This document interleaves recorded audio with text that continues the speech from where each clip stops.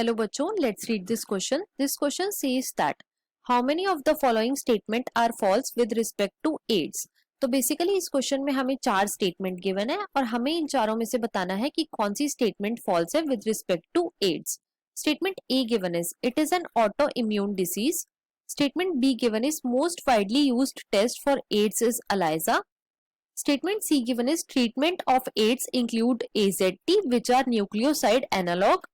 Statement D given is individual who have gone through repeated blood transfusion have high risk of getting AIDS infection. Right, अब अगर इस question के मैं की concept की बात करूं तो इस क्वेश्चन का जो की कॉन्सेप्ट है वो है AIDS. Let me write it over here. It is AIDS. तो सबसे पहले तो बच्चों एड्स की फुल फॉर्म क्या होती है? एड्स की फुल फॉर्म है एक्वायर्ड इम्यूनो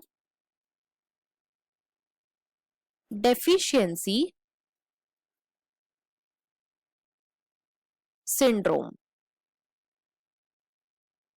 राइट, और एड्स है क्या? तो एड्स जो है ये एक सेक्सुअली ट्रांसमिटेड डिसीज है, मतलब कि STD है. राइट, अब एड्स का जो पॉजिटिव एजेंट है बच्चों वो है HIV, that is human immuno deficiency virus. और ये जो ह्यूमन इम्यूनो डेफिशिएंसी वायरस है ये एक रेट्रो वायरस है जिसका जीनोम जो होता है वो होता है बच्चों सिंगल स्ट्रैंडेड RNA. अब एड्स के लिए जो डायग्नोस्टिक टेस्ट है वो है एलाइजा, और एलाइजा की फुल फॉर्म होती है एंजाइम लिंक्ड इम्यूनोसॉर्बेंट एसे. अब हम अपनी स्टेटमेंट्स को चेक करते हैं. तो स्टेटमेंट ए में हमें गिवन है it is an autoimmune disease. तो बच्चों ये स्टेटमेंट इनकरेक्ट है. एड्स जो है ये एक सेक्सुअली ट्रांसमिटेड डिसीज है, ये कोई ऑटो इम्यून डिसीज नहीं है. राइट, तो हमारी जो स्टेटमेंट ए है वो क्या है? वो फॉल्स है. स्टेटमेंट बी में हमें गिवन है कि जो एड्स है उसके लिए जो टेस्ट होता है वो है एलाइजा, तो ये बिल्कुल करेक्ट है. स्टेटमेंट 3 में हमें गिवन है treatment of AIDS include AZT. AZT का फुल फॉर्म क्या होता है? तो इसका फुल फॉर्म होता है बच्चों अजीडोथाइमेटिन, और जो अजीडोथाइमेटिन होते हैं इनका हम यूज करते हैं in the treatment of ads.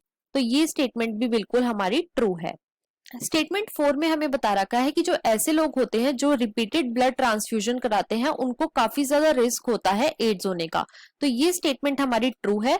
क्यों? क्योंकि अगर रिपीटेड ब्लड ट्रांसफ्यूजन होएगा और अगर वो ब्लड गलती से इन्फेक्टेड हुआ तो उस इंडिविजुअल को काफी ज्यादा चांसेस रहेंगे एड्स होने के. तो हमारी ये स्टेटमेंट भी बिल्कुल ट्रू है.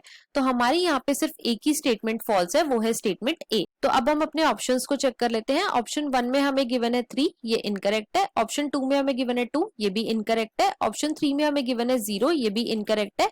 ऑप्शन 4 में हमें गिवन है 1 जो कि करेक्ट है. So the final answer of this question is option number 4. That is only one statement is incorrect. I hope you understood it well. Best of luck.